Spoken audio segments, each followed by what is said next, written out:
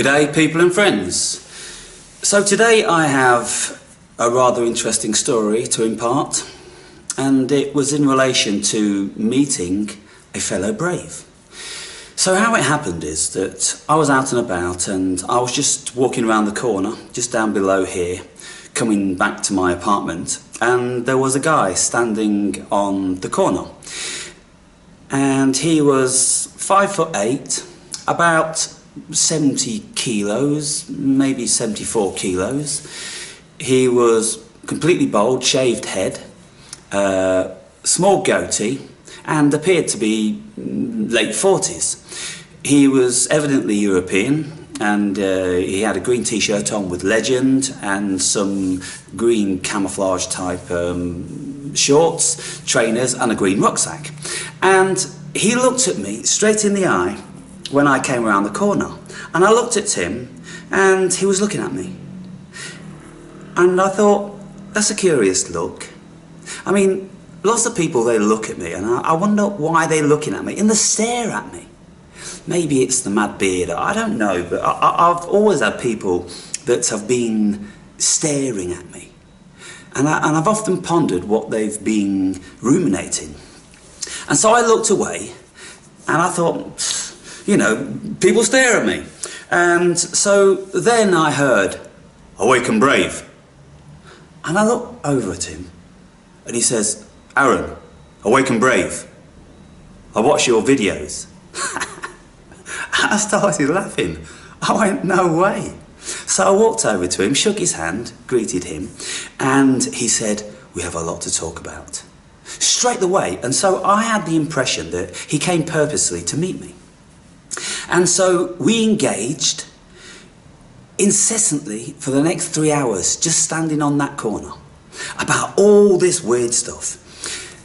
Now it turns out that he came down to Portugal because he's looking for some sort of small property and land whereby he can be self-sufficient, grow his own vegetables, rear his own chickens. He's a vegetarian, and so he's only interested in vegetables and not really in fruit, because he's of the consideration that sugar is one of the poisons, which lots of the evidence is leading to it is. And so that's what he wants, and he's been looking around the Algarve for the past couple of months. And he saw me about a month ago, and he said that he followed me up from the beach one day, not following, stalking, but he was down on the beach and he saw me. He thought, Aaron from the Awake and Brave. And he walked up the steps behind me, and I said, "Why didn't you say hello then?" And he said, "I just wanted to watch you." And I thought about that, and I'm still thinking about it, because it's a curious thing, because all of my viewers, they know a reasonable amount about me, and of course increasingly they know more about me the more videos that they watch. And so when they come and speak with me, then they have a whole array of information about me. And so, you know, it's kind of like they've known me for a long time because I speak so intimately. But I don't know the viewer from Adam unless they come forward and we start engaging. And so when people see me like that, it's kind of curious, because you're looking and I get to thinking, hang on, he was standing there purposely waiting for me. He's seen me a month before, and has he been, does he know where I live? He's evidently been watching my videos, and so he knew I was down here, and he's been probably watching my videos for about 6 months. And so you wonder, you know, what's the mindset of a person? Why do they want to make an effort purposely to come to meet you? And so there's some strange people out there, but having vetted him for about 3 hours, I considered that he was a decent sort, and he was just down here, and it just so happens that I was down here. And so we arranged to meet the following day. And we did, and we walked on the beach, and we just engaged with each other for 4 hours and 15 minutes, until in the end I was hungry, I was thirsty, my back was aching, I needed a rest, and so I said, well, let's call it a day now, and we'll meet again in a couple of days. And so the story that he was telling me, that he's been on this path for about 10 years, and he had a calling to go to Peru to do ayahuasca. And he went there initially, and he had 6 ceremonies, and he experienced some great things. The nature of the universe from the offset, i.e. looking down at the whole universe, apparently looking at the whole universe, understanding the whole universe, and feeling very, very peculiar about this, evidently. And so he conveyed this to his shaman, and there was lots of other peculiar things that happened, and he's going to tell me a story which was very, very bizarre. And so the shaman said to him that he needs to go away and come back again and train as a shaman.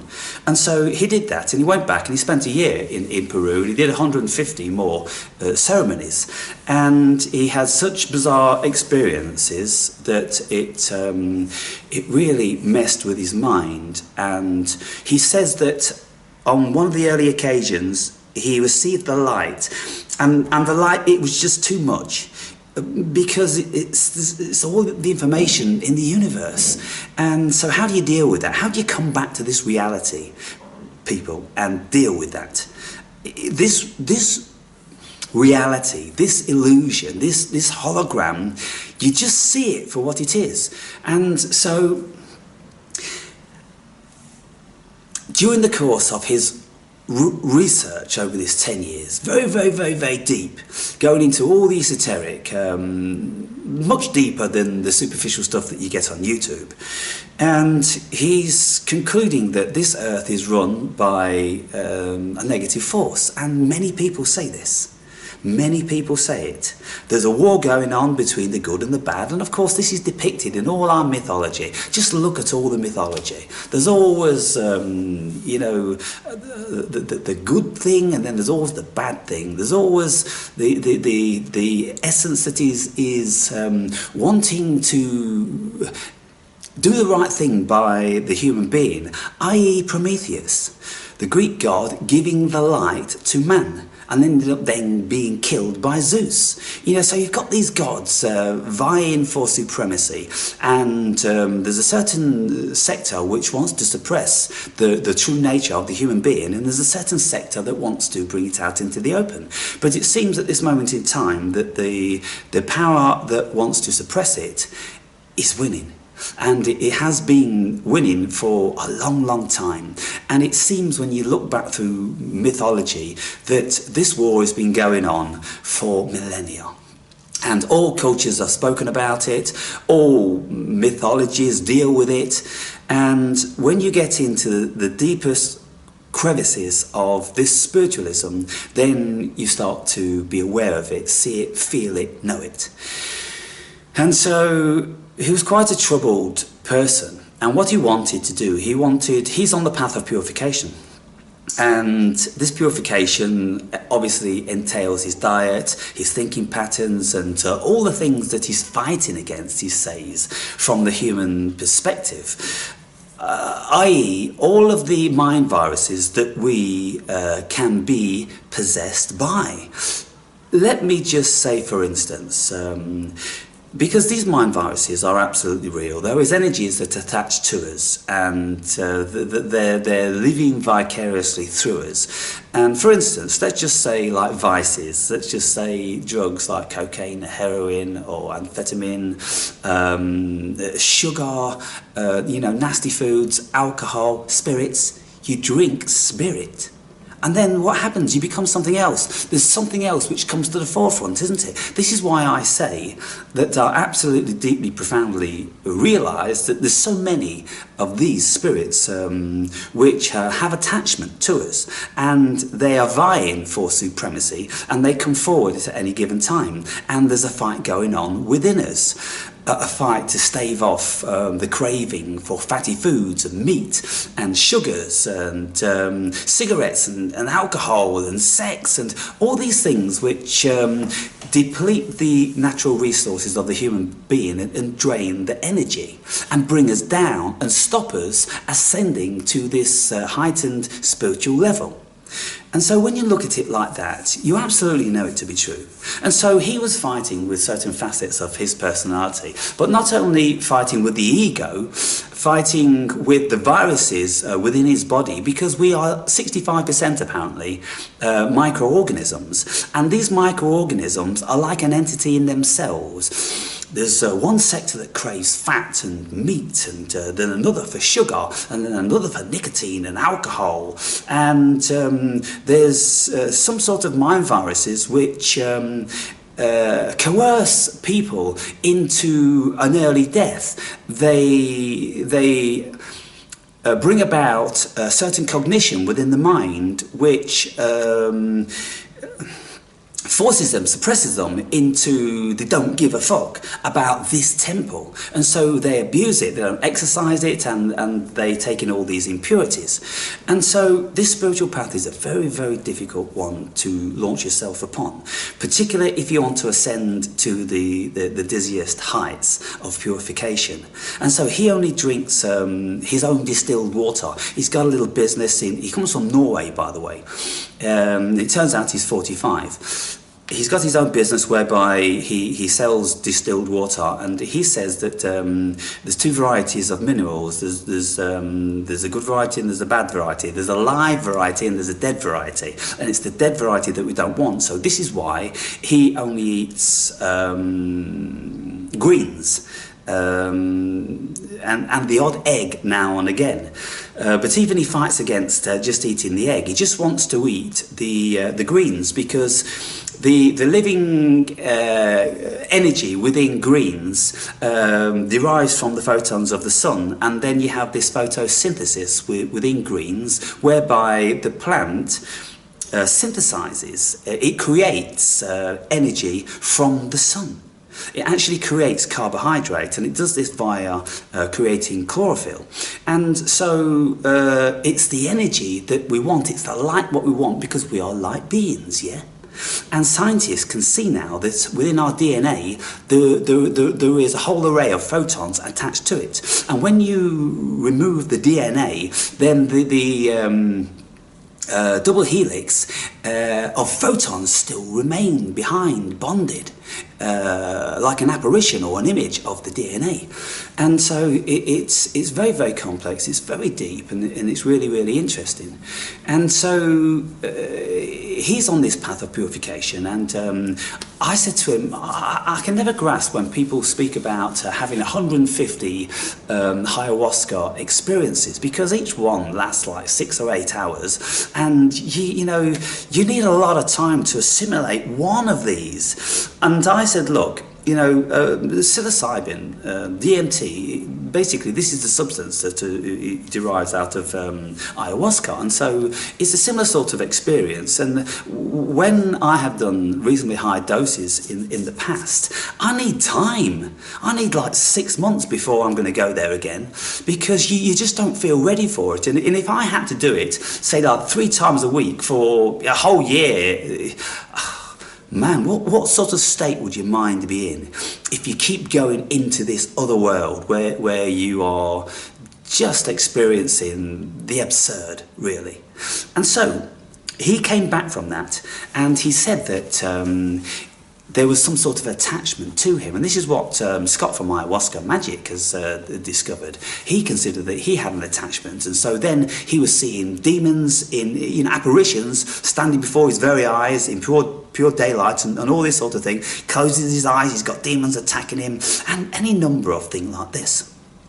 And so he's not told me the story yet, but he said that he brought an attachment back to his home country of Norway, and people started to attack him then, and he was being attacked via his mind. And what's happened now is he can't dream. He says he's blind in his dreams, because it's kind of like everything is very, very dark and heavily pixelated, and he can't make anything out. So when he's getting attacked in his dreams, he can't defend himself because he cannot see what he's dealing with.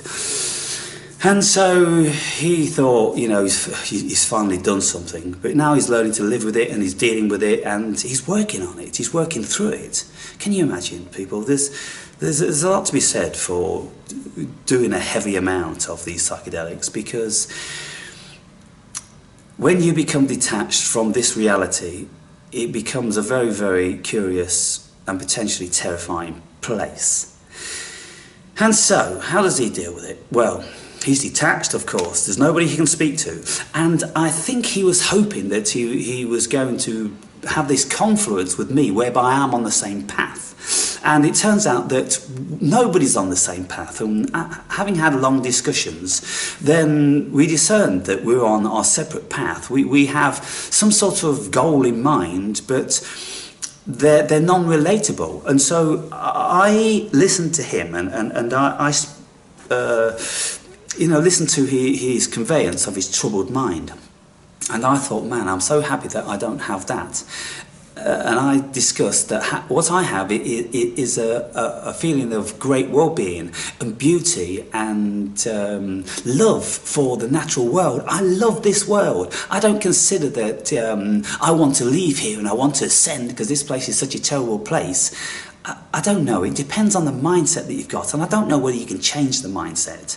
I'm sure you can to some degree, but it seems to me that, I've been speaking about it a lot recently. So many people just haven't come here to do this. They are not the variety of human being that we are who are on this ascending path. And of course there's many strands of this ascending path, and people can say they've meditated for 30 years and they're vegan and it's all peace and love everywhere they go, and yet they're so far detached from the deeper aspects of this world, all the spirit realm and the controlling mechanisms that's going on this prison planet. There absolutely is forces, and this guy was telling me that they're far bigger than the Illuminati. They're just the puppets, puppets and puppets and puppets and puppets. And so the real essence of creature, being, entity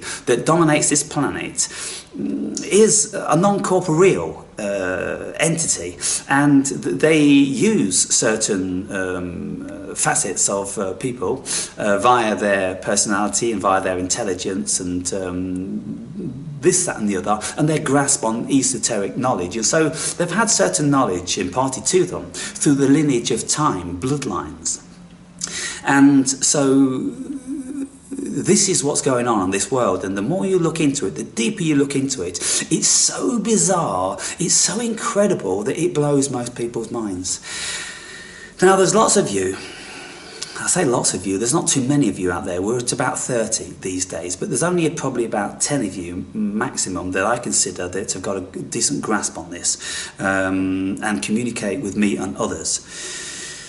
And so it's very curious to meet people. Now it's the second time I've met somebody. I've just been walking around. It's about 2 months ago whereby someone says, "Skunkweed, awake and brave." And I'm just walking in the woods, having done some DMT. And so 2 people in 2 months in this small town. It's curious, isn't it? And so you have to ask. Now the first one, we never spoke. He was just walking by with his partner and his dog.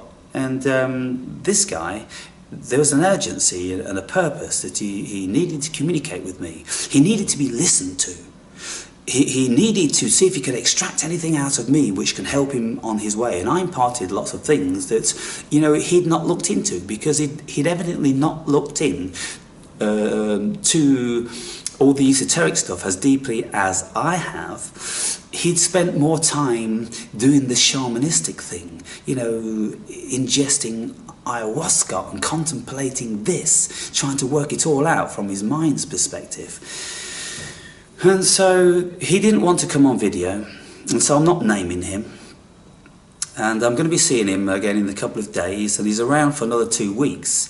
And so I'll give him my email, and I'll give him an invite to the channel to see if at some stage he wants to have some sort of involvement.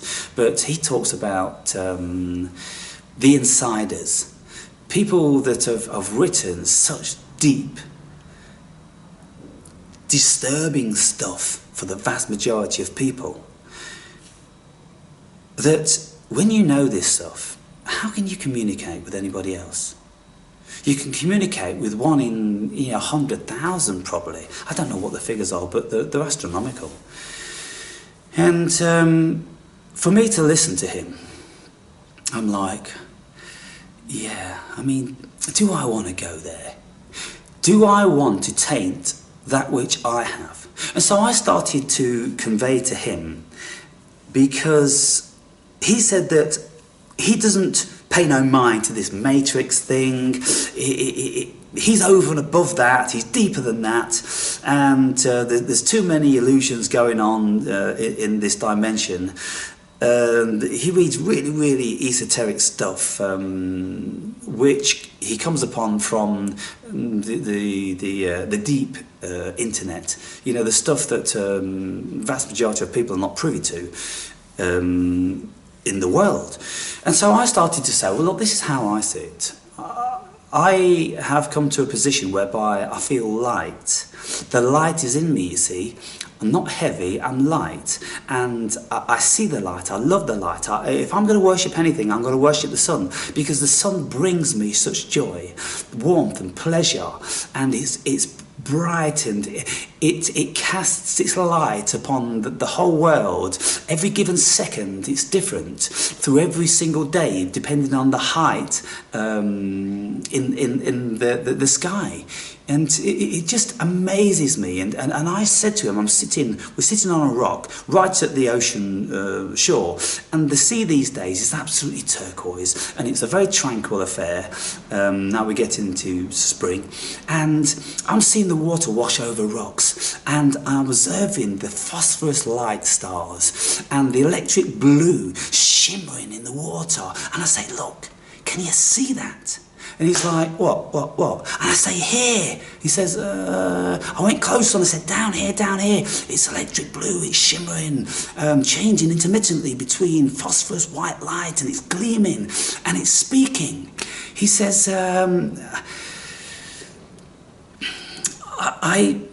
I'm just not there with you. I'm in another area. That didn't touch him, didn't mean anything to him. So he couldn't find the beauty of everyday life, seeing the beauty inside himself. Considers that he's got a battle on with his body and a battle with his mind. Goodness me, the whole journey for him is a battle. I don't want to have a battle every single day. We have to realise, people and friends, that we have negative energies which attach to us, and they are parasites, and they are playing a part in our suppression. And so it's a challenge here in this game to take autonomy over them, and it's difficult to stop eating all the things that our body is accustomed to do, because from the very early stages we've been fed it. Why have we been fed fatty stuff, salty stuff, sugary stuff from the very, very beginning by these entities which know that they are poisons for us, and they stop us ascending?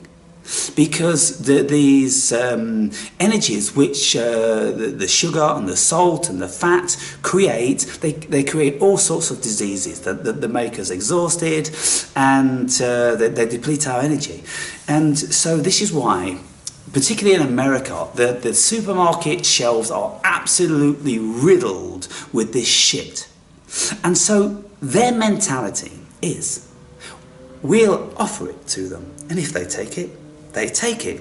We're not forcing it upon them, because there's certain laws that these energies, they have to have a compliance with, and it isn't to bring about first-hand trauma, stress, fear, death. It's to provide choices for people, and if they want to take it, then so be it.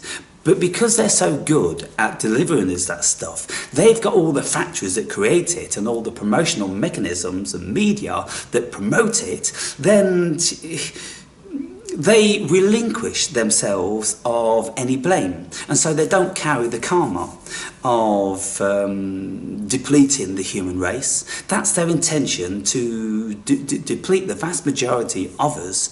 And I don't even know whether they want any of us to remain, to be fair. You know, it's such a deep and complex situation.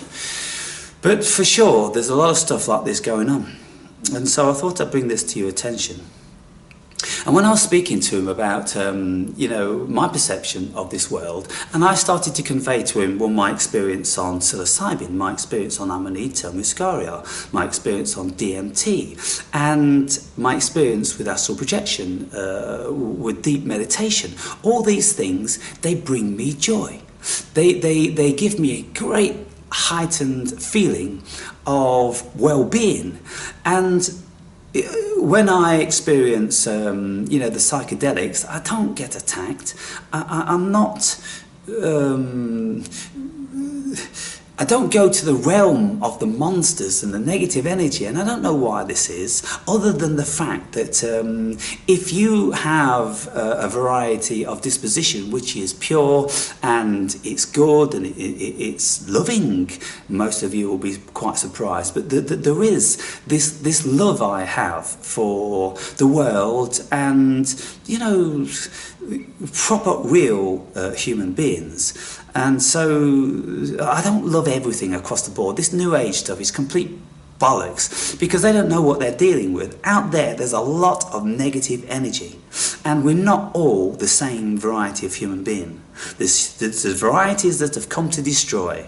There's varieties that have come to just destroy people.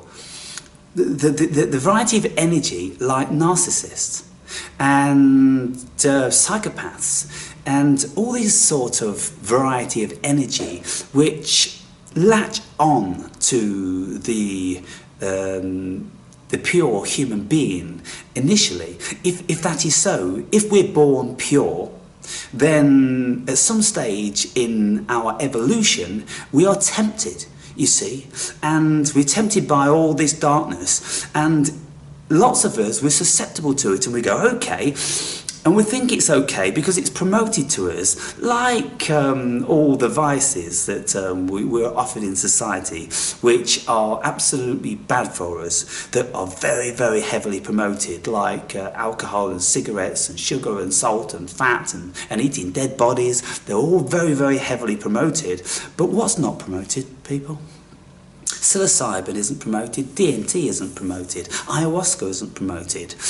Anything that's going to enable you to ascend is absolutely suppressed. And so on the basis of that, you have to know that there's an evil force prevailing over the world.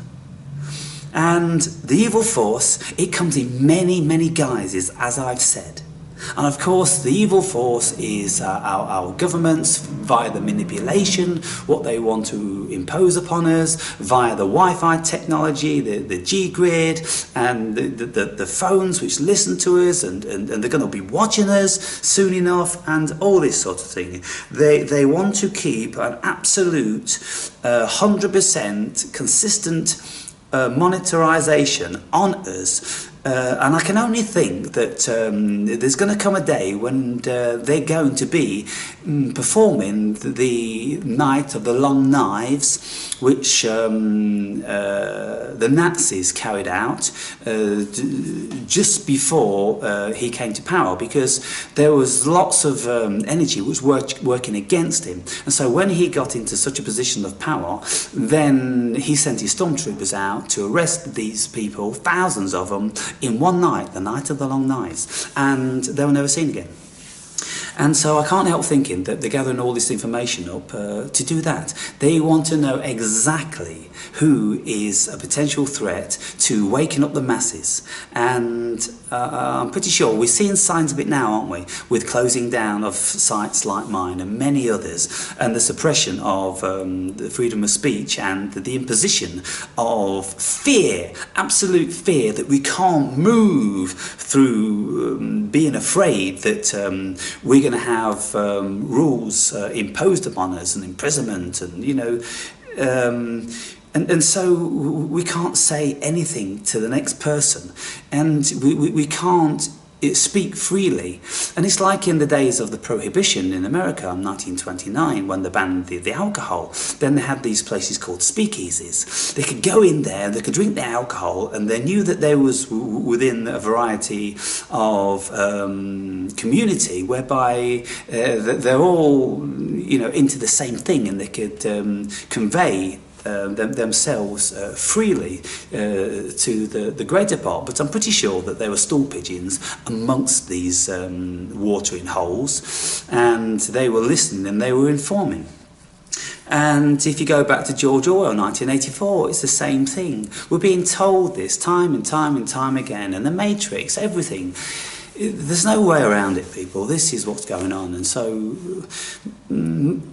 you have a choice, really, when you become educated, whether you want to delve in deeper or whether you want to just plateau at one sort of level because you don't want to go any further. You really don't want to know.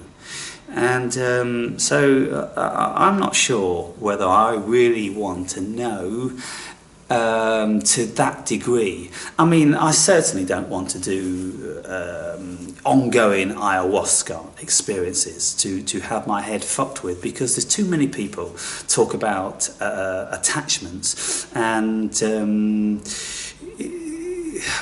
it can't be a good thing, can it? It really can't. You get more enlightened knowledge, but do you really want to know it? That's the thing. Do you really want to step outside of your ignorance of whatever level it's at? Because there's always another level to go up. And so I don't know, because if you're only in receipt of a certain portion of this information, then it can be very debilitating and terrifying to you. If you get to such a position whereby you know pretty well everything, then okay, like the energies that rule the planet, then they know everything, and so to know all this information then isn't scary, because they've got mastery of it. It's the fear thing, you see. It's the unknown aspect of it. If you don't know what really is going on, then it's the natural instinct for the human being to be fear-based in relation to it, because it goes into self-protection mechanism.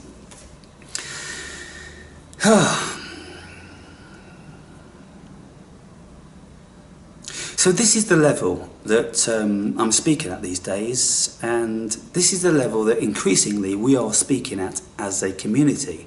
And I'm pretty sure that we are going to be losing lots of people intellectually, because the stuff that we're talking about, if you haven't learnt about it, then it's too wild for you.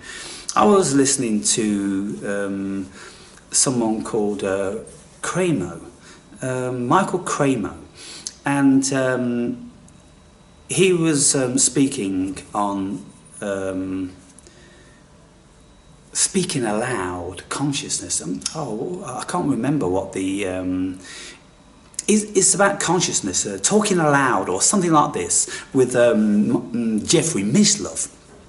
And I have watched Jeffrey Mishlove for a long time, and I've been watching his videos since he was 20 years younger, and now he's getting quite old, and I was quite surprised, because the subjects that he's broaching now are at this level. And talking to people like Michael Cremo, whereby he's saying that you know, we're not all human, and the history of this planet goes back millions of years. And there's evidence for 20 million years. There's been human fossils found. There's been footprints found. Absolutely, they're so indistinguishable from any other ape-like creature. They're exactly the same as the human being is now. 20 million years ago, there's been mortise and pestles found in absolute solid rock in mines so deep, and all this sort of thing. We don't know anything about what's going on in this dimension, and for lots of people then that can be a very terrifying thing. But the way I try to deal with it and step outside of it is that, well, look, because I don't know what I am really, we don't know what we are in the bigger scale of things, and so we're so powerless. And so whatever will be at the end of the day. Really, we're all going to die, and so whatever happens to every single one of us when we die, we're going to find out one day. And so, you know, prepare yourself, you become more enlightened, and rid yourselves of attachments and mind viruses, and purify the body so you can ascend to a higher level.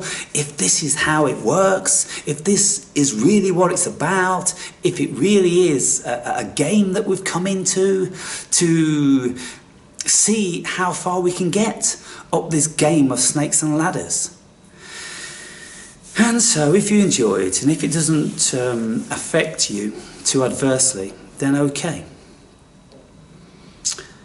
And that's all I can say. You know, keep it balanced. I keep it balanced. And listening to people like this guy the other day brings about a realization of other levels that you can delve into, which potentially can really disturb the mind. And so he's alone, he doesn't have a partner, and he evidently doesn't have any friends, and he couldn't communicate with any of his family, and he really wanted to communicate his experience on ayahuasca to his father, and he tried to broach the subject on many occasions, walking in the woods and this, that and the other. The father didn't want to know. He would just change the subject every single time, until in the end this guy got so frustrated with it, he absolutely confronted him when the father was driving in the car, so he couldn't escape anywhere else, and he was confronting him directly about the things he had experienced. And he said he had never seen so much fear being projected from one person in all of his life. And I said, what do you mean? Can you try to explain that? He said there was just this terrifying fear from something within him that just did not want to go there. And so he left it alone. And he realized that many people just cannot be touched. And so he's walked away from his father and all his friends, and now he doesn't feel like he belongs anywhere. He's drifting around the world looking for this utopia within his body, within his mind, and within this dimension. And so all these facets he's juggling with, trying to find this ultimate freedom.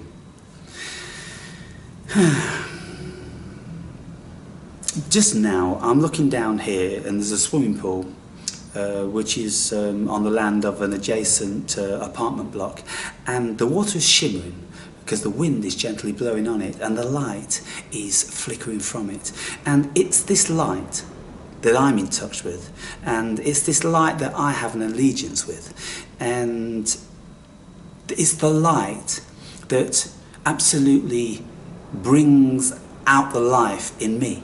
And when I look at all of the natural world which is living via the light, none of it would be in existence if it wasn't by the light.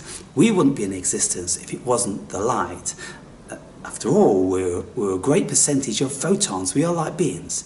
And so I don't think that's a bad thing, to head towards the light and see the joy that the light brings and the life, and to study that which is created. It's absolutely amazing.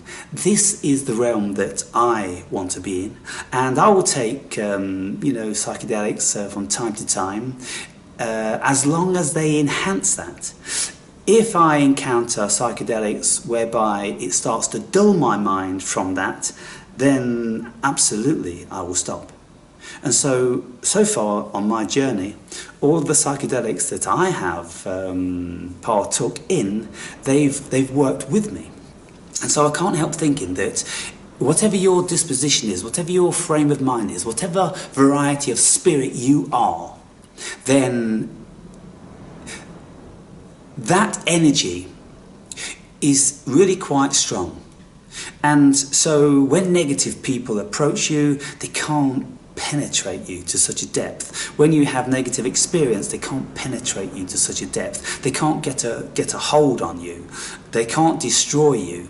And so with all the energies that are pervasive in society, I've detached myself from them a long time ago. I didn't want to partake in their bullshit, and I don't want their fetters within me. And so I'm going to be launching myself upon some dietary restrictions. I'm going vegetarian, and I've stopped eating bread now for about 3 weeks. I'm going to stop eating cheese, and so slowly I'm going to be testing the ground again. I was a vegetarian for 6 months, and it didn't appear to make any difference, but I want to be more consciously aware of my mind and my body and my energy levels now when I'm trying out different things. And so it makes perfectly logical sense not to eat dead stuff, not to eat bodies which have the fear hormone, cortisol, within them, because evidently when the animal is under stress, and to whatever degree it's under stress, and intuitively it's going to know something's going on, it's going to be afraid, and so therefore it's going to be anxious, it's going to be generating the cortisol. The cortisol, it goes throughout the meat, and this is why the Jews, you see, they're very smart and lots of things, and this is why they created the Kabbalah, which is all this alchemical symbolism and magic and deep esoteric knowledge. That's what they follow, and there's a lot to be said for that. And so therefore they have kosher meat, whereby they will calm the animal to a very calm state, and then they will slit its throat with a very sharp knife, so it causes absolute minimum pain and stress. They will bloodlet, and so whatever cortisol is released into the blood, then it gets pumped straight away out of the body, instead of being pumped around the flesh. And so there you have it, people. Onwards and upwards. Keep monitoring yourself. Monitor the attachments that you've got.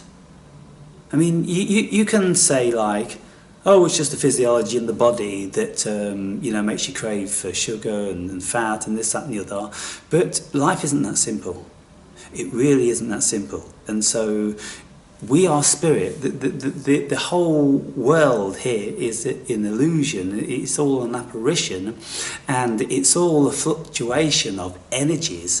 And so when you start to know this, and when you know that there's endless dimensions, and there are energies in the astral, in dreams, in DMT experiences, in ayahuasca experiences, there's all this stuff going on. And so I wouldn't discount anything. Absolutely nothing. Keep an open mind about everything, and keep vigilant about stuff. And look at your body, feel your body, and get in touch with the deep core of your own consciousness, over and above of the program that is operating this thing here in this dimension. Because this mind, this egoic mind, it's just a program. Absolutely every single bit of it is just a program, which enables us to have this experience here. And so we have to ascend that. And this is the whole thing about the ascension. We have to step outside of the ego. We have to step outside of the body. And this is why I say to you guys these days that I'm observing this body as a detached energy. I love this body, because you have to love the body, because it's your portal around this dimension. And so you have to look after it, but you have to know also that you are not it. And you have to look after this if you want to extend your longevity on this planet, to acquire greater wisdom, to acquire the facility of ascending to another level, whatever these levels are. And so When you look at the Buddhist monks and the gurus, and they have such a tranquil state of mind, and they're detached from all this matrix, and they just have a gown on, and they eat very, very simple foods, and they don't work, or they don't partake in anything, really. The meditation, contemplation, articulation, and they feel absolutely fantastic. They're in touch with this realm, and they have released themselves from the fetters of all the attachments that go on. And so, of course, there's a lot to be said for that. But we, as Westerners, we are born into the heart of this. And it's good in one respect, because we have all this information which we have at the touch of our fingers, whereby people in the jungles and in the bush, then they don't have the information, and so maybe they will never gain this awareness, particularly people in poor countries, India and Africa and the Middle East, whereby their energy is given to providing a meal for their sustenance every single day, and so therefore that is where their consciousness is projected to. Where's the next meal coming from? And so they will never ascend out of their Maya. Whereas we in the Western world, we have more stress and more pressure, but we live in a much more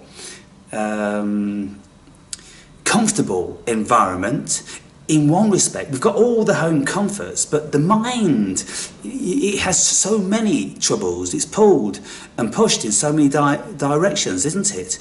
But we have the facility then and the technology to be able to grasp and ingest all of the information from the whole world, because it is at the tip of our fingers. And so use it. Speak with people from the heart, because if you don't speak with people from the heart, you will never learn anything. Because just to listen to what people have said intellectually, that isn't knowledge. The knowledge is when you partake in the information, when you feel it, when you engage with it, and then you know it to be true. Because the only portal to knowledge, as far as I'm concerned, is that which we can experience firsthand. And of course, lots of knowledge is erroneous. A great deal of knowledge is erroneous. Just look at people individually, like me speaking to this guy the other day. He considered that he's at a heightened level. But I look at him and I think, you've not got it right. You think you've got it right because you are in possession of certain knowledge. But the way I feel, the way I express myself, it seems to me that I am enjoying this human experience far more than you are. And so he wanted to try to acquire great longevity. And he said there's no reason why we should die, and there's entities on this planet that don't die. And I said, well, why would you ever want to go forever fighting with this thing that you partake in the experience within? That doesn't seem rational. I said I'm perfectly content to do the things I do, to engage in all the things I do, because it seems to me that I'm doing fine on it. You know, not suffering from depression, I'm not obese, and, you know, I don't have negative thoughts and all this sort of thing. And so it seems to me then, eating meat and sugars and salts and all this sort of thing, well, you know, these entities, they may have an adverse effect on certain people, but it seems to me that I'm faring up quite well with that. And so you have to question everything, don't you? Because you can listen on YouTube and they'll say, don't eat this and don't eat that, and this will fuck you up and that will fuck you up.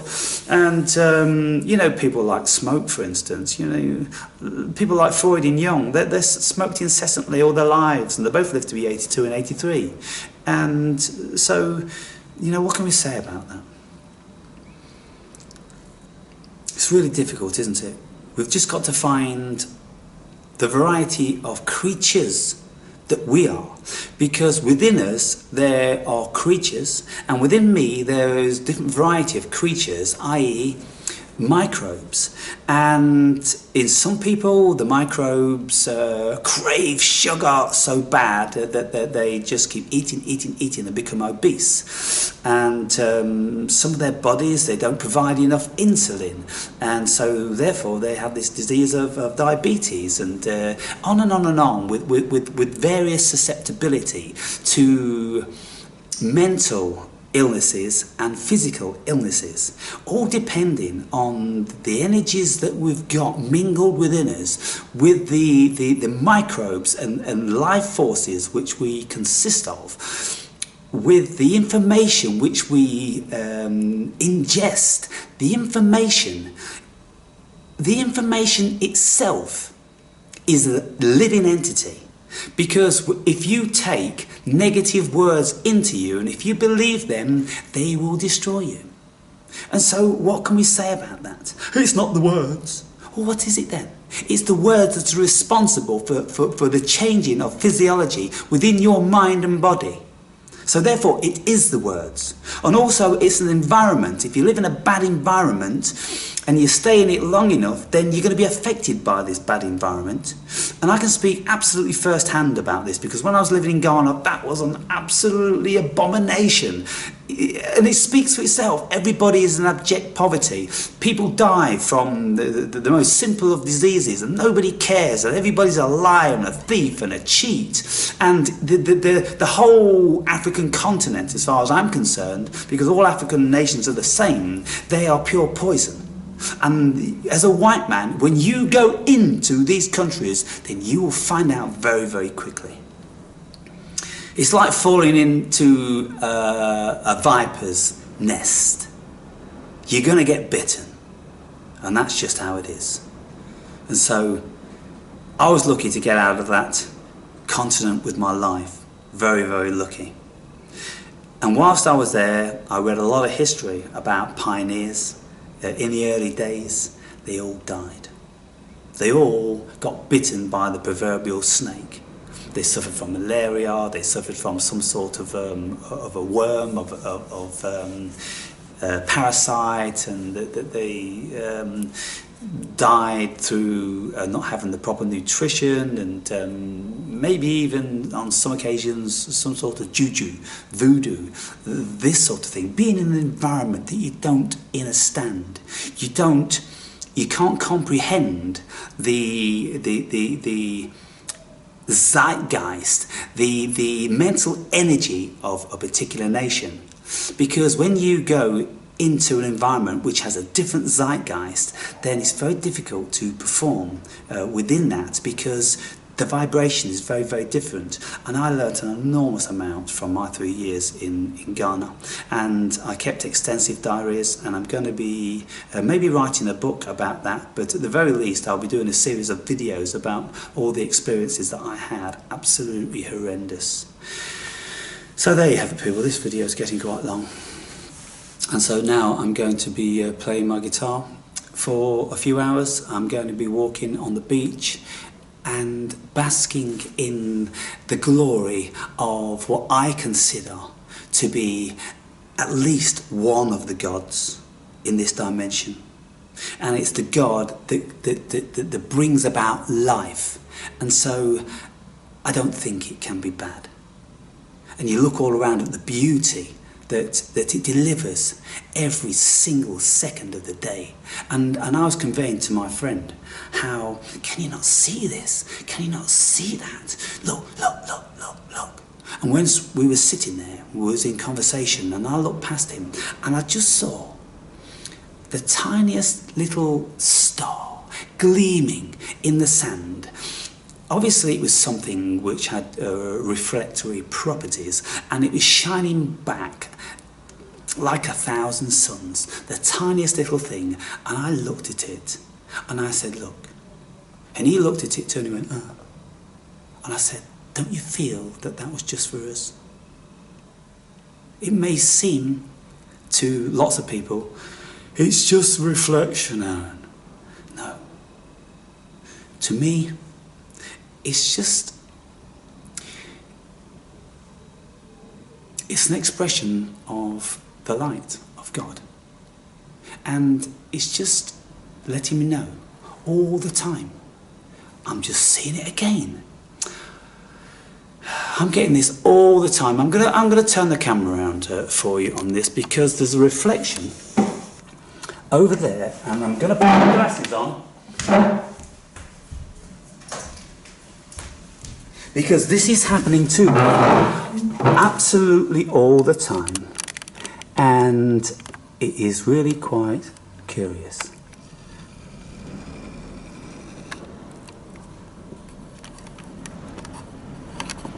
Bear with me, people. Oh, come on. What's going on here? Sorry about this, but there it is. I'm going to go in further. Go, go, go, go, go. Down a little.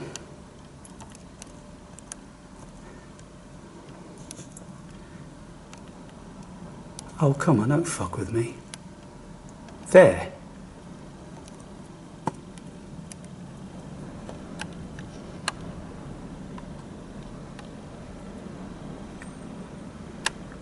That's as near as I can get. But you see, that bluey white light, and it's absolutely brilliant phosphorus light from where I'm sitting here now, and it's catching my attention like Venus does in the early night sky. It's the only astral body in the sky that you can see at dusk, and it's very, very bright and prominent. And so this is what I'm seeing.